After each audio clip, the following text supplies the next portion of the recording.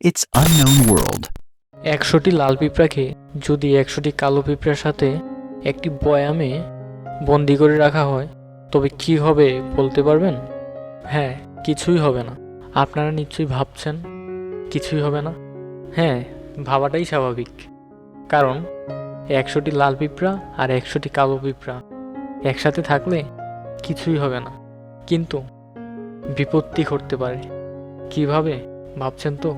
বিপত্তি তখনই ঘটবে যখন বয়ামটিকেও ঝাঁকিয়ে দেবে। বয়ামটি ঝাঁকিয়ে দিলে কি হতে পারে একটু ভাবুন তো। অনেক কিছু হতে পারে। একটি লাল পিঁপড়ে আর একটি কালো পিঁপড়ে তখন নিজেদেরকে শত্রু মনে করবে, আর তখনই একে অপরকে মেরে ফেলতে শুরু করবে।